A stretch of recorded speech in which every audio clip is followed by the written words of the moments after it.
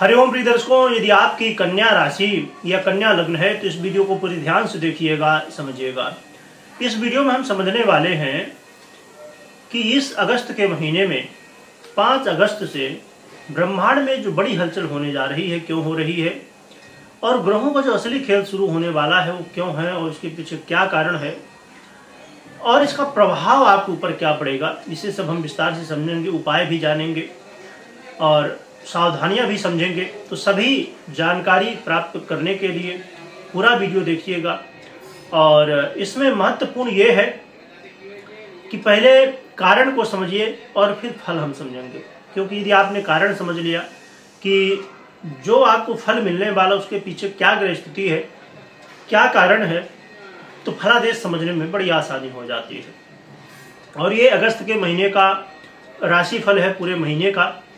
क्योंकि कई बार ये होता है कि जब आप लोग अलग अलग ग्रहों की स्थितियों को देखते हैं, अलग अलग वीडियो देखते हैं, तो कन्फ्यूजन हो जाता है। परंतु ये मासिक राशिफल, इसमें हम सभी 9 ग्रहों के बारे में एक साथ समझेंगे। आइए सबसे पहले हम ग्रह स्थितियों को समझ लेते हैं, इसके बाद हम फलादेश समझेंगे।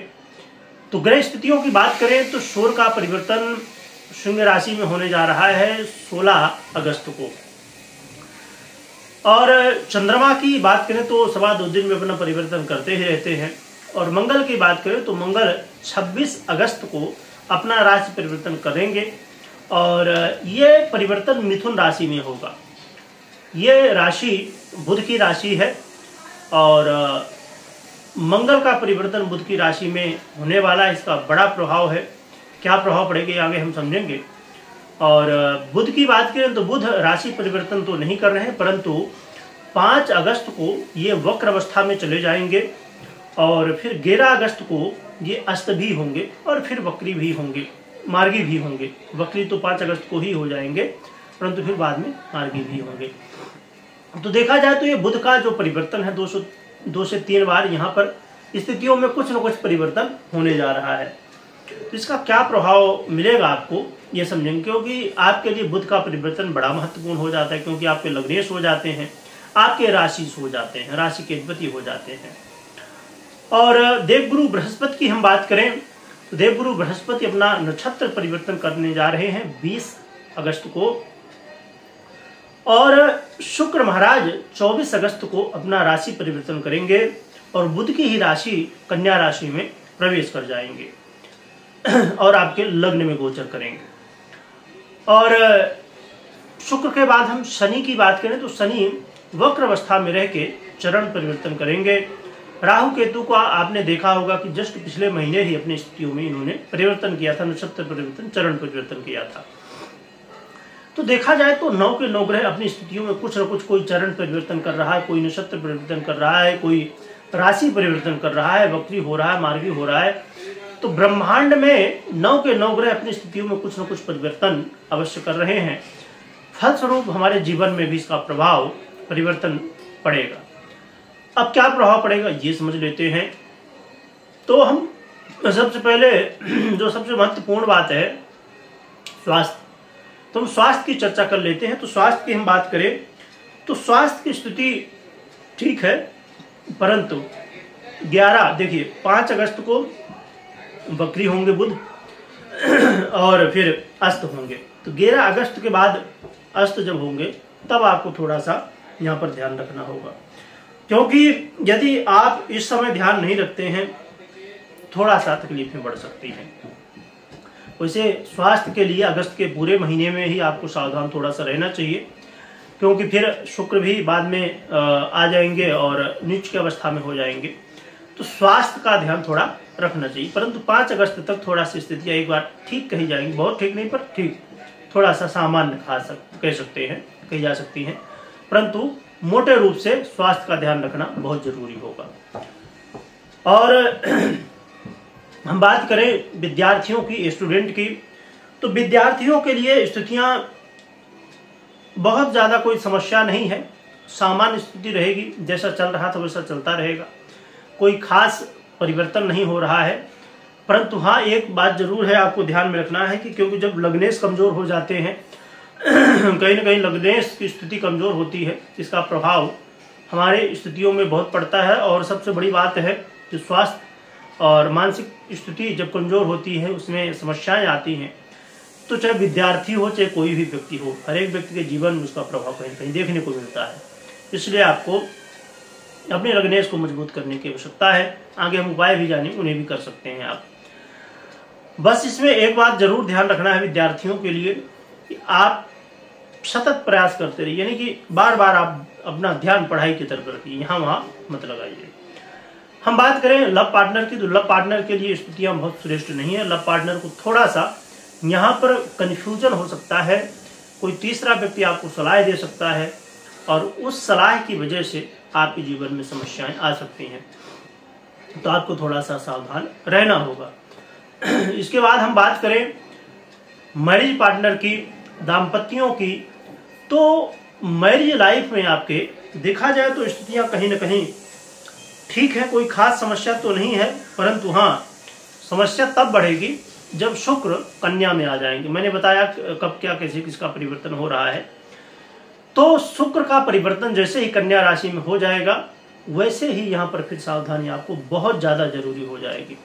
जब तक कन्या राशि में नहीं है तब तक तो ठीक है एक बार, और जैसे ही कन्या राशि में आएंगे, वैसे तो राहु ही गोचर कर रहे हैं तो राहु कहीं ना कहीं कंफ्यूजन की स्थिति बना के रखे होंगे, परंतु इससे भी ज्यादा समस्याएं जब शुक्र यहाँ आ जाएंगे तब और भी देखने को मिल जाएंगी। इसलिए आपको विशेष सावधान रहना होगा जैसे ही कन्या राशि में शुक्र आएंगे। इसके अलावा यदि हम व्यापारियों की बात करें तो व्यापारियों की स्थितियां सामान्य है, न कोई विशेष लाभ है न कोई खास समस्या है।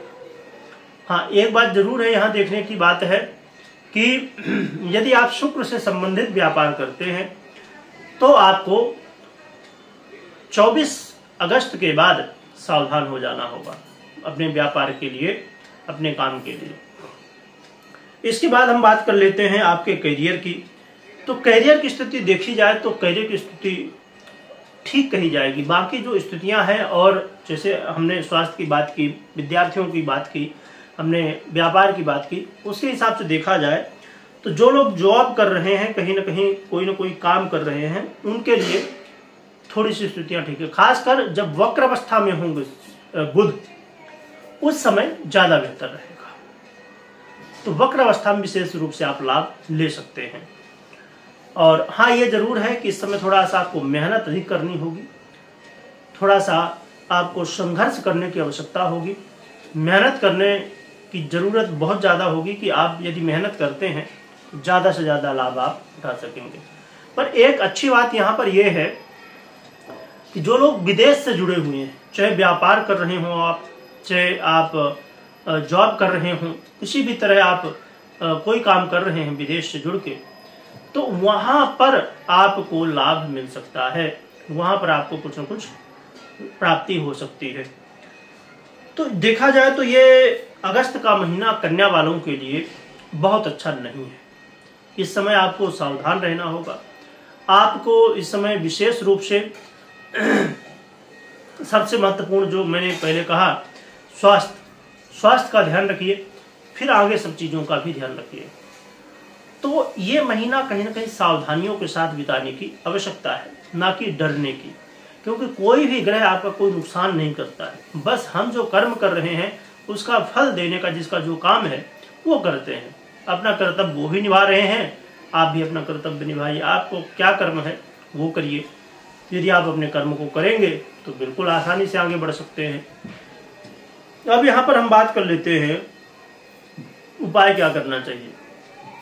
एक तो भगवान भुवन भास्कर भगवान सूर्य नारायण को अर्घ दीजिए। सूर्य को अर्घ देने के अलावा आप विशेष रूप से लक्ष्मी नारायण की आराधना करिए।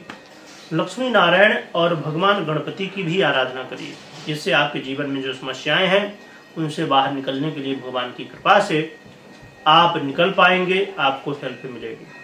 तो अवश्य आप लक्ष्मी नारायण की और साथ में भगवान गणपति की आराधना करिए। और ये श्रावण महीना चल ही रहा है तो भोलेनाथ की भी आराधना कर सकते हैं। तो आराधना करें और नाम जाप खूब करें। देखिए, नाम जाप में कोई भी समस्या नहीं है। आप अपने काम करते रहिए, जो भी करते हैं करते रहिए, चाहे आप महिला हों पुरुष हों कोई भी हो, आप अपना काम करिए मन ही मन जपते रहिए। अब जैसे कुछ लोग कहेंगे कि मैं तो ऑफिस जाती हूँ या जाता हूँ।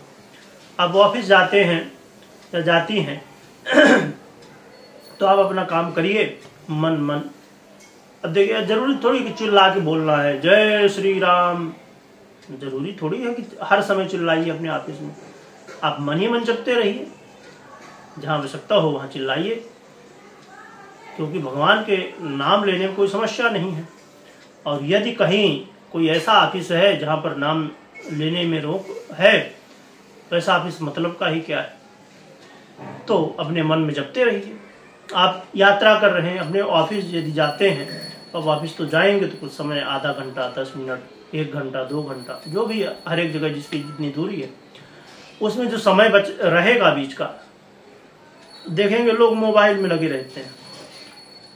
मोबाइल में मतलब गेम खेलेंगे, टाइम पास करेंगे। उससे अच्छा क्या है, भगवान का नाम जाप करो, उससे कल्याण भी होगा।